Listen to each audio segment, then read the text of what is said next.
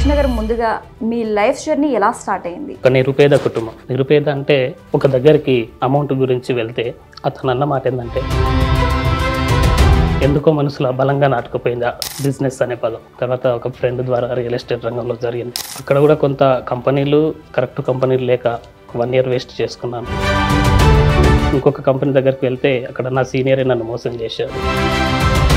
ఆ రోజు ఒక నిర్ణయం తీసుకున్నాను, నేను కూడా బిజినెస్ చేయాలి అని. అసలు మీకు ప్రేరణ ఎవరు సార్?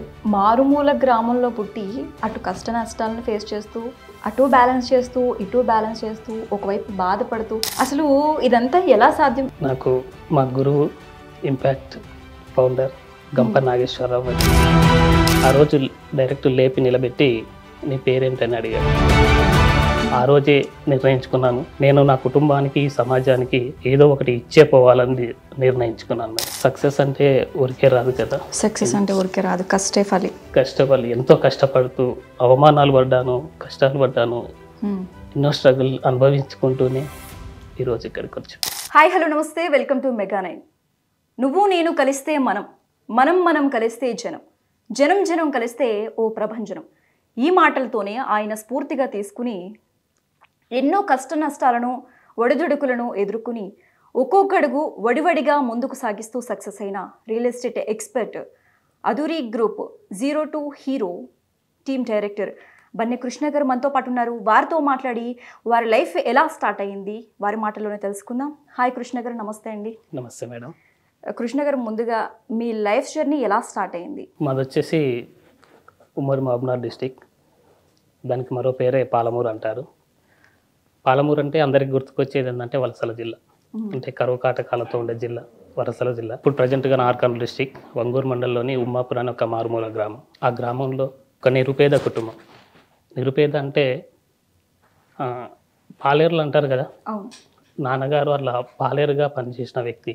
తర్వాత మేము 4 సంతానం నాన్నకి. ఈ 4 సంతానాన్ని పోషించడం కోసం ఎంతో కష్టపడి ఒక దగ్గరికి అమౌంట్ గురించి వెళ్తే అతను అన్న మాట ఏంటంటే మీ పెద్ద అబ్బాయిని నాతో పంపించు, గొర్రెల కాడికి భోజనం నేనే పెట్టుకుంటాను, సంవత్సరానికి 1000 రూపాయలు ఇస్తాను అన్నాడు.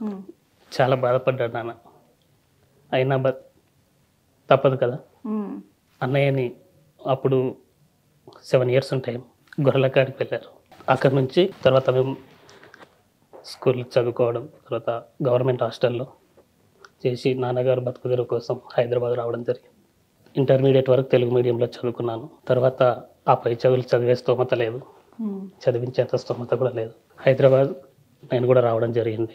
నాన్నతో కలిసి అడ్డ మీద లేబర్గా వర్క్ వెళ్ళాను. ఇక్కడ చాలా కష్టం మేడం లేబర్ వర్క్ అనేది. కానీ అక్కడ నేను అబ్జర్వ్ చేసింది ఏంటంటే మేము కన్స్ట్రక్షన్ చేస్తున్న బిల్డింగ్ 5 floors, దాదాపు కోట్లలో ఇన్వెస్ట్మెంట్. అది రోజంతా కష్టపడుతూ వచ్చేది 100 రూపీస్. మా పెద్ద మేస్త్రి నేను అడిగిన మాట ఏంటంటే వీళ్ళు ఇంత డబ్బు ఎలా సంపాదించారు అంటే ఆయన చెప్పింది ఏంటంటే వాళ్ళందరికీ బిజినెస్ ఉంది, ఆఫీసులు ఉన్నాయి, వాళ్ళకు లక్షలలో ఇన్కమ్ ఉంటుంది, అందుకే ఇంత సంపాదించారు అని. ఆ రోజు ఒక నిర్ణయం తీసుకున్నాను, నేను కూడా బిజినెస్ చేయాలి అని. కానీ అక్కడ ఆయన అన్న మాట ఏంటంటే బిజినెస్ చేయాలంటే లక్షల్లో ఇన్వెస్ట్మెంట్ కావాలి, నీ దగ్గర ఎన్ని డబ్బులు ఉన్నాయిరా అన్నాడు. సాయంత్రం 100 రూపాయలు ఇస్తే అవే డబ్బులు. కానీ ఎందుకో మనసులో బలంగా నాటుకుపోయింది ఆ బిజినెస్ అనే పదం. అక్కడ నుంచి నా దగ్గర డబ్బు ఒకటే లేదు, చేయగల సత్తా ఉంది, టాలెంట్ ఉంది, ఇంకా ఏదైనా అంటే ఇప్పుడు ఉన్నటువంటి ఈ వయసులో ఏదైనా చేయవచ్చు అని నిర్ణయం తీసుకొని ఇన్వెస్ట్మెంట్ లేకుండా చేసే బిజినెస్లు ఏవైతే ఉన్నాయో వాటి కోసం సర్చింగ్ చేయడం స్టార్ట్ చేశాను. అలా చేస్తున్న క్రమంలో ఒక ఫ్రెండ్ ద్వారా నెట్వర్క్ మార్కెటింగ్లో చేయను. ఎట్లయినా సాధించాలి, సంపాదించాలని ఉన్న పని వదిలిపెట్టేసి ఫుల్ టైం దానికి ఒక 2 years తిరిగాను. అక్కడ ఎక్స్పీరియన్స్ లేక, సరైన అవగాహన లేక 2 lakhs అప్పుతో మళ్ళీ గో టు బ్యాక్ లేబర్ అడ్డా అన్నట్టుగా మళ్ళీ వచ్చి మళ్ళీ పనికి వెళ్ళడం స్టార్ట్ అయ్యింది. కానీ మళ్ళీ పని చేస్తూ ఉన్నాను, అయినా ఎదగాలి అనే ఆలోచన మాత్రం పోవట్లేదు. అప్పుడు మళ్ళీ పని చేసుకుంటూనే పార్ట్ టైంగా వేరే చేసుకుంటూ తర్వాత ఒక ఫ్రెండ్ ద్వారా రియల్ ఎస్టేట్ రంగంలో రావడం జరిగింది. వచ్చిన తర్వాత ఒక 2-3 కంపెనీలు చేశాను. అక్కడ కూడా కొంత కంపెనీలు కరెక్ట్ కంపెనీలు లేక 1 ఇయర్ వేస్ట్ చేసుకున్నాను. ఇంకొక కంపెనీ దగ్గరికి వెళ్తే అక్కడ నా సీనియరే నన్ను మోసం చేశాడు. ఇలా అన్నీ చూసుకుంటూ కొన్ని సక్సెస్లు చూశాను, ఫెయిల్యూర్స్ చూశాను, కంపెనీలు మోసం చేయడం చూశాను, సీనియర్లు మోసం చేయడం చూశాను. ఇవన్నీ చూసిన తర్వాత ఇది కాదు కరెక్ట్, ఏదైనా ఒక మంచి కంపెనీ కోసం వెతకాలని చెప్పేసి మళ్ళీ వేరే సెర్చ్ చేయడం స్టార్ట్ చేశాను. ఈ క్రమంలో అప్పు పెరుగుతూ వస్తూ ఉంది. తర్వాత నేను పని చేయట్లేదని మా వాళ్ళు అప్పటికే పెళ్ళి అయిపోవడం, మా వాళ్ళు వేరు చేయడం, అలా అప్పు చాలా పెరిగిపోయింది. ఆ అప్పు కట్టుకుంటూ వర్క్ పార్ట్ టైం చేసుకుంటూనే రియల్ ఎస్టేట్ అనేది స్టార్ట్ చేయడం జరిగింది. మీ స్టోరీలో నేను విన్నది మారుమూల గ్రామంలో పుట్టి కేవలం ఇంటర్మీడియట్ వరకు చదివి అటు కష్ట నష్టాలను ఫేస్ చేస్తూ ఇటు కుటుంబ బాధ్యతలను మోస్తూ చాలా ఒడిదుడుకులను ఫేస్ చేస్తూ అటు బ్యాలెన్స్ చేస్తూ ఇటు బ్యాలెన్స్ చేస్తూ ఒకవైపు బాధపడుతూ మీ మాటల్లోనే ఇప్పుడు నేను చూశాను. నేను అసలు ఇదంతా ఎలా సాధ్యం? ఇప్పుడున్న జనరేషన్లో కూడా యూత్ ఎవరు ఇలా లేరు. అసలు మీకు ప్రేరణ ఎవరు సార్? అసలు మొదటగా ఎవరు మీకు ఈ ఐడియా ఇచ్చింది? అసలు మీ ప్రేరణ ఎవరు? నాకు మా గురువు, ఇంపాక్ట్ ఫౌండర్ గంప నాగేశ్వరరావు మేడం. ఇలాగే నెట్వర్క్ మార్కెట్లో చేస్తున్నప్పుడు ఒక మీటింగ్కి సార్ రావడం జరిగింది స్పీకర్గా. ఆ రోజు డైరెక్ట్ లేపి నిలబెట్టి నీ పేరేంటని అడిగాడు. అంటే బన్నె కృష్ణ. మీ నాన్న పేరు బాలబీరయ్య, మీ తాత పేరు, ఆయన పేరు బన్నె కృష్ణయ్య సార్. ముత్తాత పేరు తెలియదు అన్న, ఆ తాత పేరు తెలియదు అన్న. మరి గాంధీ తాత తెలుసా అన్నారు. తెలుసు సార్. మరి ఆయన ఎలా తెలుసు మీకు? మీ తాత ఎందుకు తెలియదు అంటే అప్పుడు ఆయన అన్నాడు, నువ్వు ఏమైనా చేస్తే, ఆయన భాష మీకు తెలుసు కదా, నువ్వు ఏమైనా చేస్తే నిన్ను కొన్ని తరాలు గుర్తుపెట్టుకుంటారు. నువ్వు వాళ్ళలాగా వచ్చిపోవడానికి వచ్చావా, లేకపోతే సమాజానికి నీ కుటుంబానికి ఏమైనా ఇచ్చిపోవడానికి వచ్చావా అన్నారు. ఆ రోజే నిర్ణయించుకున్నాను, నేను నా కుటుంబానికి సమాజానికి ఏదో ఒకటి ఇచ్చే పోవాలని నిర్ణయించుకున్నాను మేడం. నాకు ఆయన్నే నాకు ప్రేరణ, గురువు. మీ ఇన్స్పిరేషన్ ఎవరు? నా ఇన్స్పిరేషన్కి వచ్చేసరికి ఒక కానిస్టేబుల్ కొడుకు ఈరోజు మెగాస్టార్ అయ్యి ఇండస్ట్రీని వెళ్తున్నాడు. ఒక బస్సు డ్రైవర్, బస్ కండక్టర్ ఈరోజు సౌత్ ఇండియాలోనే నంబర్ 1 స్టార్ అయ్యాడు. ఒక ఛాయ్ అమ్ముకునే వ్యక్తి దేశానికి ప్రధానమంత్రి అయి దేశాన్నే నడిపిస్తున్నాడు. వీళ్ళందరూ చేయగా మరి మనం ఎందుకు చేయలేము అనే ఒక ఆలోచన, వాళ్ళని ఇన్స్పిరేషన్గా తీసుకొని నేను ముందుకు వెళ్ళడం జరిగింది. ఒక అడ్డా కూలీగా ఉన్న మీరు రియల్ ఎస్టేట్లోకి వచ్చిన తర్వాత ఈ రియల్ ఎస్టేట్ రంగం అనేది మీ జీవితాన్ని ఎలా మలుపు తిప్పింది? లేబర్గా వర్క్కి వెళ్తూ నేను రియల్ ఎస్టేట్ రంగంలోకి వచ్చిన తర్వాత చాలామంది నన్ను, అంటే సొంత ఇంట్లో వాళ్ళు కావచ్చు, అమ్మ నాన్న కావచ్చు, తోడబుట్టిన వాళ్ళు కావచ్చు, మా రిలేషన్ వాళ్ళు కావచ్చు, ప్రతి ఒక్కరు కూడా నన్ను హేళన చేసిన వాళ్ళు. నీకు ఏమొస్తుందని వెళ్ళి లక్షలు పెట్టి ప్లాట్లో అమ్మిపిస్తావు, నీ దగ్గర ఎవరు కొంటారు, వచ్చిన పని చేసుకొని ఉండొచ్చు కదా అని. కానీ వాళ్ళకి తెలియదు కదా నా గోల్ వేరే ఉందని. కానీ ఎవరి మాటలు చెవున పెట్టకుండా నా వర్క్ కోసం నేను చేసుకుంటూ వెళ్ళాను. అలా ఒక్కొక్క స్టెప్ ఎక్కుకుంటూ ఈరోజు ఈ స్థాయికి రావడం జరిగింది. స్టార్టింగ్ స్టేజ్లో ఎటువంటి ఛాలెంజెస్ ఫేస్ చేశారు? ఐ మీన్ స్ట్రగుల్స్, కష్ట నష్టాలు. మార్కెటింగ్లో స్టార్ట్ అయినప్పటి నుంచి ఆల్రెడీ మనం పేదవారమే, అప్పులలోనే ఉన్నాను.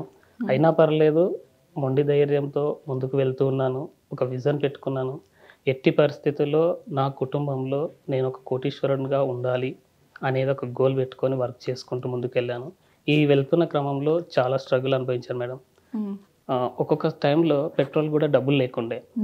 అలాంటి టైంలో అవును, 100 రూపాయలతో స్టార్ట్ చేశాను అని అన్నారు. అలాంటి టైంలో మార్నింగ్ 5కి నిద్ర లేచి 5:30 వరకు ఫ్రెష్ అప్ అయ్యి 5:30 నుంచి ర్యాపిడో ఆన్ చేసుకొని 9:30 వరకు ర్యాపిడో నడిపేది మేడం.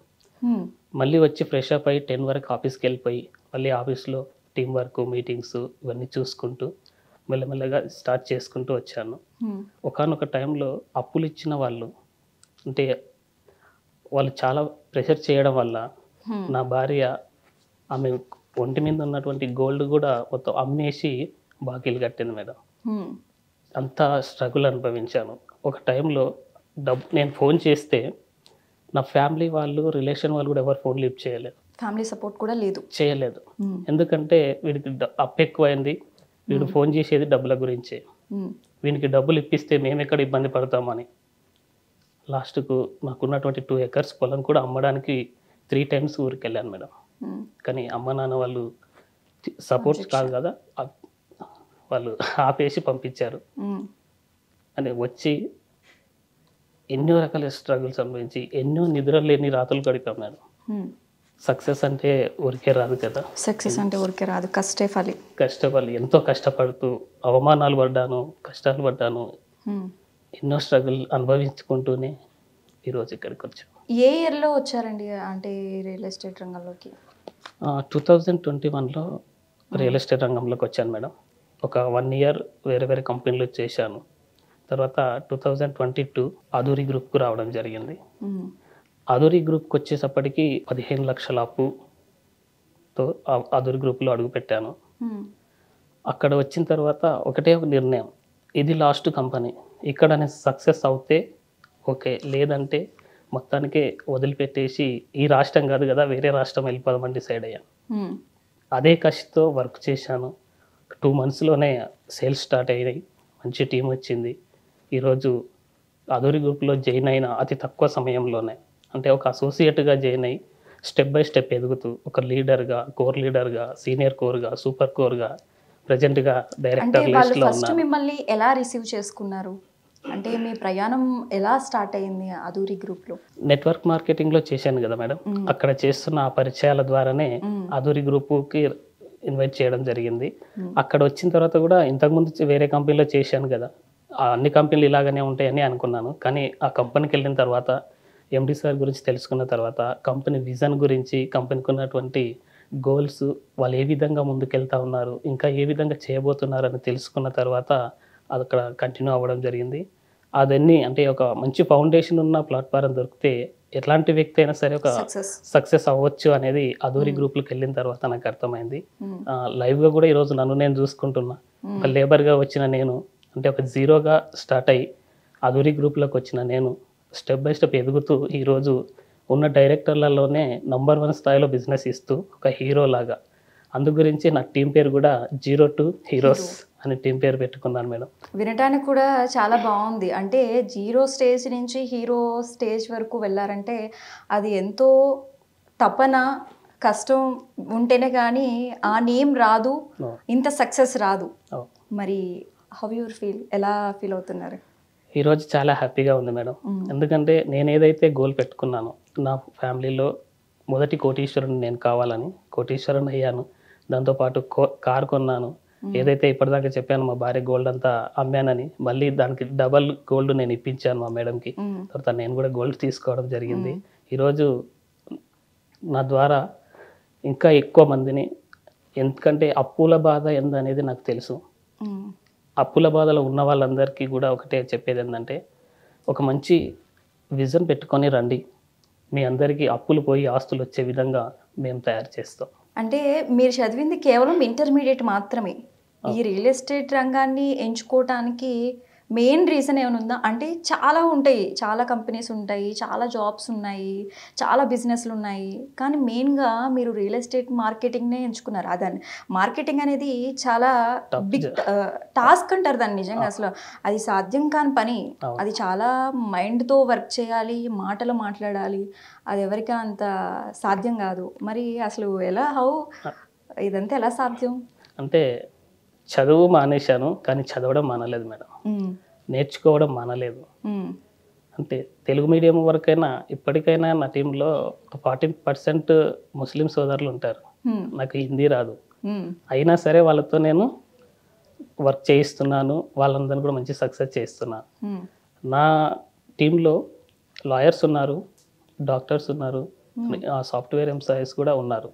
ఎందుకంటే పార్ట్ టైం చేసుకునే వాళ్ళకి ఇది మంచి అవకాశం కాబట్టి పార్ట్ టైంగా వాళ్ళు కూడా చేస్తున్నారు మేడం. కాబట్టి వాళ్ళందరూ కూడా అండర్లో ఉన్నారు. ఏ రోజు కూడా నీకు 9th ఇంటర్ వరకే చదివావు కదా అనే ఫీలింగ్ వాళ్ళలో నేను ఎప్పుడు చూపించాలి. ఎందుకంటే ఒక ప్రొఫెషనల్గా ఉన్నాను, ఎందుకంటే నన్ను నేను మార్చుకుంటున్నాను. నా ఫీల్డ్ కావాల్సిన విధంగా నన్ను నేను మార్చుకుంటూ, కావాల్సిన సబ్జెక్ట్ అన్ని నేర్చుకుంటూ, వాళ్ళకి ఏదైతే కావాలో అది ఇమీడియట్గా క్లియర్ చేసుకుంటూ వెళ్తున్నాను. కాకపోతే మీరు అన్నట్టు ఒక పరంగా చాలా పెద్ద టాస్క్ అండి ఇది. టాస్కే. కాకపోతే ఏంటంటే సబ్జెక్ట్లో నేర్చుకుంటూ నాలెడ్జ్. నాలెడ్జ్ తీసుకుంటే ఆటోమేటిక్గా మనం ఎంత పెద్ద టాస్క్నైనా కానీ ఈజీగా లీడ్ చేయొచ్చు. ఇప్పటి వరకు మీరు ఎంతమందికి ట్రైనింగ్ ఇచ్చారు అధూరి గ్రూప్ నుంచి? ట్రైనింగ్ విషయంలో చూసుకుంటే 10,000 ప్లస్ ఇచ్చుంటాను, కానీ అందులో అందరూ జాయిన్ అవ్వరు కదా. ప్రజెంట్గా నా టీం వచ్చేసి 6,000 ప్లస్ ఉన్నారు. దాంట్లో ఇప్పటికీ వాళ్ళకు ఒక 500 మెంబర్స్ వరకు మంచి ఇన్కమ్ తీసుకుంటున్న వాళ్ళు ఉన్నారు. 100 మెంబర్స్ వరకు ఒక 100 మెంబర్స్ సెటిల్ అయ్యారు. ఒక 10 మెంబర్స్ వరకు రీసెంట్గానే కార్స్ కూడా తీసుకోవడం జరిగింది. చాలా హ్యాపీగా ఉన్నారు. మీరు అన్నారు 10K మెంబర్స్ వరకు ట్రైనింగ్ ఇచ్చాను నేను, అందులో కేవలం 6K మాత్రమే చెప్పారు. మిగతా 4K మెంబర్స్ ఎందుకని, అంటే మీ మాట వినకుండా వెనక్కి వెళ్ళిపోయారా, లేకపోతే ఏ రీజన్స్ వల్ల ఆగిపోయారంటారు? అంటే వెళ్ళి వెనక్కి వచ్చిన వాళ్ళు కూడా ఉన్నారు. అలా వెళ్ళిన వాళ్ళు మళ్ళీ నెల 2 నెలలు, ఒక పర్సన్ అయితే ఆ 6 మంత్ తర్వాత మళ్ళీ బ్యాక్ వచ్చి నేను చేసుకుంటాను సార్ అని కూడా మళ్ళీ జర్నీ స్టార్ట్ చేసిన వాళ్ళు ఉన్నారు. అంటే 10K మెంబర్స్కి మనం మోటివేట్ చేసాం, సబ్జెక్ట్ ఇచ్చాం, కానీ వాళ్ళల్లో గోల్స్ అందరికీ ఉండవు మేడం. గోల్స్ ఉన్నవాడు మాత్రమే నిలబడతాడు. ఇక్కడ ఎలాంటి గోల్స్ లేని వాళ్ళు నిలబడలేరు. చాలా మందికి మనం చెప్తాం రియల్ ఎస్టేట్ అదొద్దులే అనే ఫీలింగ్లో ఉంటారు, కానీ ఈ రోజులలో రియల్ ఎస్టేట్ మించినటువంటి బిజినెస్ వేరేది లేదు. అది అందరూ చేయలేరు. టాస్క్ అని చెప్పేసి ఇది మనతో కాదని చెప్పేసి వెళ్ళే వాళ్ళే మిగతా వాళ్ళంతా. ఇది ఓకే నేను చేస్తానని నిలబడ్డ వాళ్ళే ఈరోజు 6,000 మెంబర్స్. అంటే ఈ రియల్ ఎస్టేట్ రంగంలో ట్రైనింగ్ పర్పస్ ఎలా ఉంటుంది? అంటే ఇన్ని మంత్స్ అని పీరియడ్ వైజ్గా ఉంటుందా, లేకపోతే ఏంటి? ట్రైనింగ్ మంత్స్ పీరియడ్ ఏముండదు మేడం. డే 1 నుంచి మనం ట్రైన్ చేస్తూ వస్తుంటాము. డే 1లో కూడా సేల్స్ ఇచ్చి లక్షలలో ఇన్కమ్ సంపాదించిన వాళ్ళు ఉన్నారు. 1 మంత్ ట్రైనింగ్ తీసుకొని ఇన్కమ్ సంపాదించిన వాళ్ళు ఉన్నారు. కొంతమంది 6 మంత్లో కూడా రిజల్ట్ వచ్చిన వాళ్ళు ఉన్నారు. అంటే దీనికి ఇన్ని రోజులు లేదంటే ఇన్ని నెలలు ట్రైనింగ్ అనేది ఏముండదు. సీనియర్స్ ఉంటాము. సీనియర్ సపోర్ట్ వల్ల జీరో నాలెడ్జ్తో రియల్ ఎస్టేట్లోకి వచ్చిన సీనియర్ సపోర్ట్ వల్ల మేము వాళ్ళకి మంచి ఇన్కమ్ ఇప్పించే విధంగా చేస్తాము. మీ దాంట్లో నేను యూట్యూబ్ ఛానల్లో చూసాను, నేను బర్నే కృష్ణ యూట్యూబ్ ఛానల్ అఫీషియల్ అని ఒక యూట్యూబ్ ఛానల్ ఉంది మీది. అవును మేడం.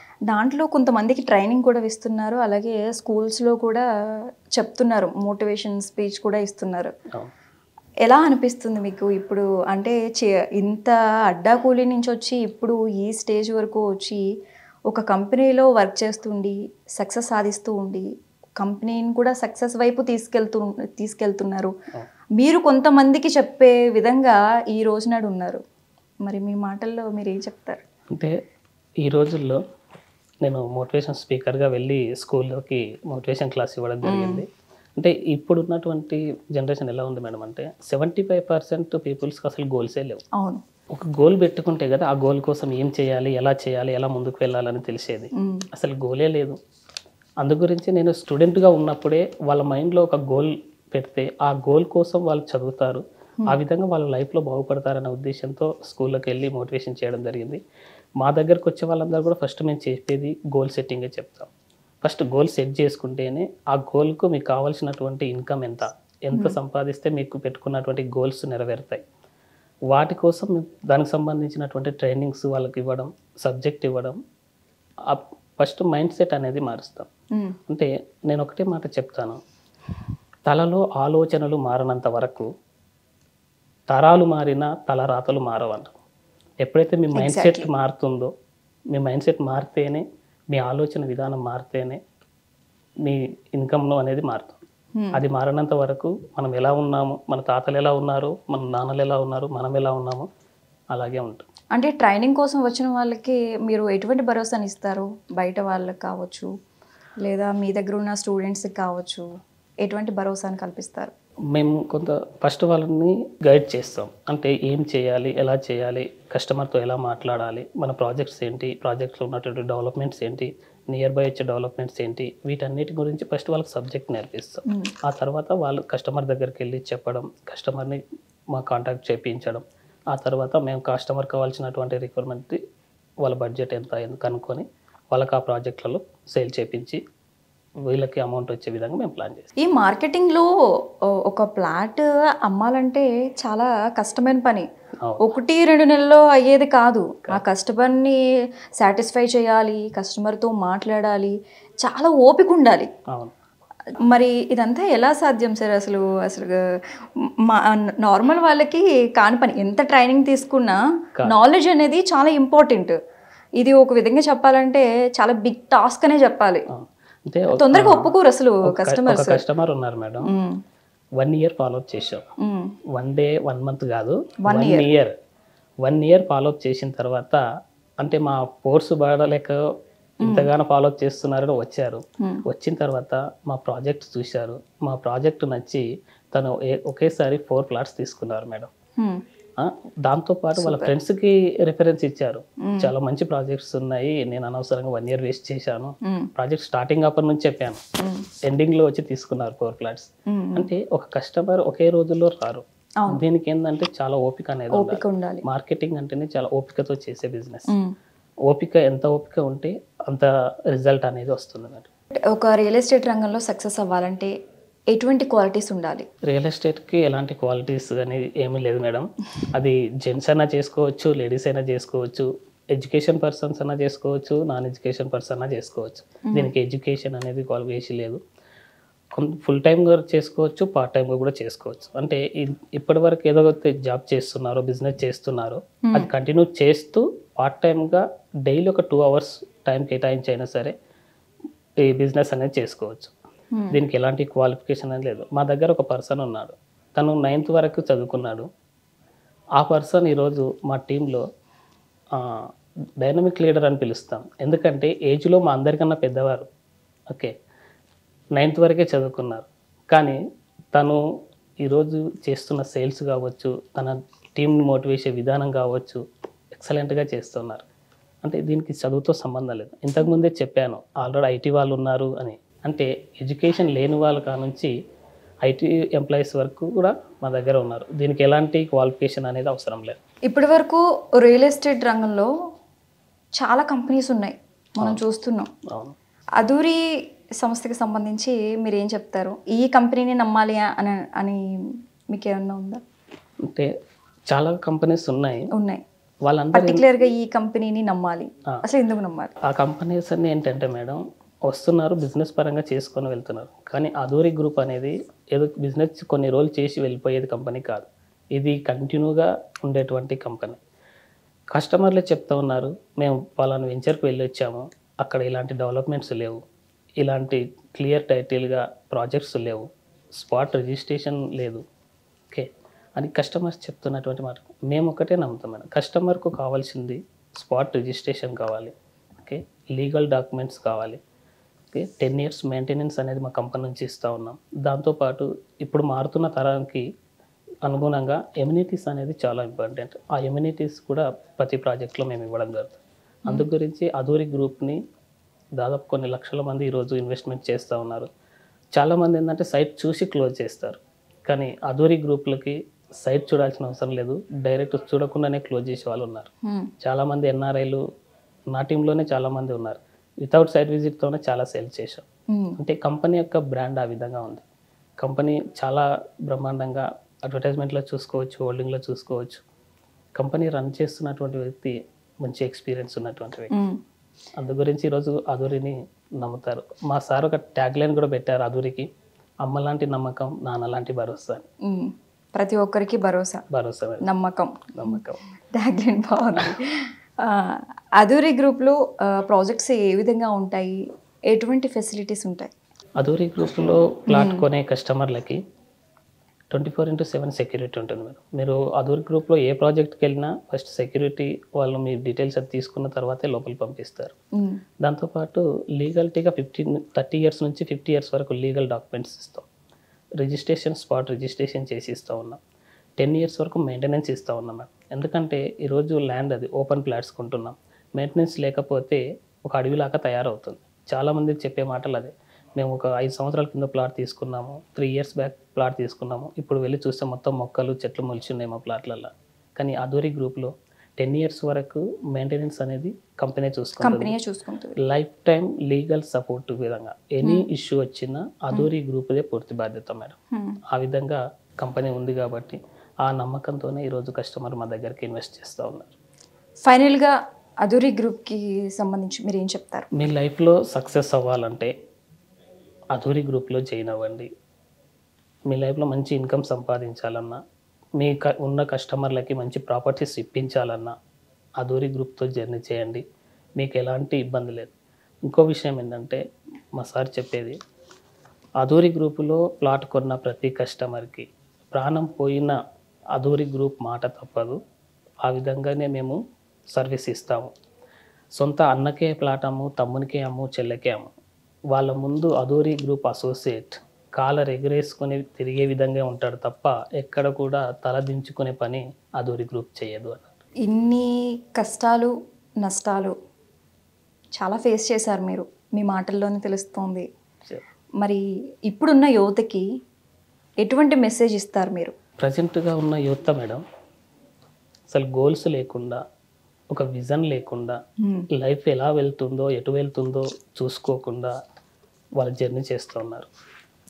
వాళ్ళ విలువైనటువంటి సమయం, ఈ సమయంలోనే వాళ్ళు ఏది సాధించాలన్నా, ఏది సంపాదించాలన్నా, ఈ సమయాన్ని వాళ్ళు ఇప్పుడున్నటువంటి సోషల్ మీడియాలో పడి రీల్స్ చూసి డైలీలో గంటలు గంటలు రీల్స్కి సోషల్ మీడియాకి అడిక్ట్ అయిపోతున్నారు. వాట్సాప్ చాటింగ్స్ గంటలు గంటలు చాటింగ్స్ చేస్తూ ఉన్నారు. అక్కడ వేస్ట్ చేసే టైం ఏదో ఉందో అది మీ గోల్స్ మీద, రేపటి మీ భవిష్యత్తు మీద ఫోకస్ చేస్తే చాలా మంచి డెవలప్మెంట్ అన్నది. నేను అవన్నీ చేయలేదు కాబట్టి ఈరోజు ఇక్కడ ఉన్నాను మేడం. లేదంటే నేను కూడా అలాగా టైంపాస్ చేసి ఉంటే ఈరోజు నా పని ఎలా ఉంటుందో అది ఊహించుకుంటేనే నాకు చాలా భయం వేస్తుంది ఒక్కొక్కసారి. అందుకే యువతకు ఒకటే చెప్పారు, టైం ఉన్నప్పుడే ఆ టైంని వినియోగించుకొని మీ రేపటి తరం బాగుండాలి అంటే టైం వేస్ట్ చేసుకోకుండా ఇన్వెస్ట్మెంట్ చేసుకోండి టైంని. అలా చేసుకొని రేపటి తరాన్ని బాగుపరచండి. మీలానే సక్సెస్ అవ్వాలి అని యువత వచ్చే వాళ్ళకి మిమ్మల్ని కాంటాక్ట్ అవ్వాలంటే ఎలా? మమ్మల్ని కాంటాక్ట్ అవ్వాలంటే స్క్రీన్ పైన నా నంబర్ ఉంటుంది. నా నంబర్ ద్వారా కాంటాక్ట్ అవ్వండి. మా టీం వాళ్ళు మిమ్మల్ని ఫాలోఅప్ చేస్తారు. మా టీం వాళ్ళ ద్వారా వచ్చి జర్నీ స్టార్ట్ చేయండి. మిమ్మల్ని సక్సెస్ చేసే బాధ్యత మాది. మీ టీం కోసం కూడా ఎక్స్ప్లెయిన్ చేయండి. అంటే మీతో పాటు వాళ్ళు కూడా జర్నీ చేస్తున్నారు కాబట్టి వాళ్ళ కోసం కూడా మీ మాటల్లో. ఈరోజు మా టీంలో జర్నీ చేస్తున్న ప్రతి ఒక్కరు చెప్పే మాట ఏంటంటే, ఫస్ట్ మా ఏదైతే టీం నేమ్ ఉందో జీరో టు హీరో, మీరు జీరోగా రండి, జీరో ఇన్వెస్ట్మెంట్తో రండి, జీరో నాలెడ్జ్తో రండి, మిమ్మల్ని హీరోగా చేసి బాధ్యత మాది అని ప్రతి ఒక్కరు భరోసా ఇస్తా ఉంది. కృషి ఉంటే మనుషులు ఋషులు అవుతారు అని అన్నారు. ఆ మాటకి స్ఫూర్తిని నేనైతే మిమ్మల్ని తీసుకుంటా. ఎందుకంటే ఇప్పుడున్న జనరేషన్లో ఎవరు కూడా ఇంత కసి, పట్టుదల, నమ్మకం, ఓపిక, తపన, అటు ఫ్యామిలీస్ ఇటు బిజినెస్, ఒక కూలీగా వర్క్ చేస్తుంది, అది కూడా గ్రాడ్యుయేట్ కాకుండా ఇంత కష్టపడి ఇంత సక్సెస్ సాధించిన మీరు ఇంకా లైఫ్లో ఇంకా సక్సెస్ అవ్వాలని కోరుకుంటూ, అలాగే అధూరి గ్రూప్ కూడా ఇంకా సక్సెస్ అయ్యి ముందుకు తీసుకెళ్లాలని కోరుకుంటూ మనస్ఫూర్తిగా మెగా9 న్యూస్ నుంచి thank you so much sir. Thank you so much Krishna గారు. ఇది ఇవాల్టి ఇంటర్వ్యూ. మరొక ఇంటర్వ్యూలో మళ్ళీ కలుద్దాం. Keep watching మెగా9.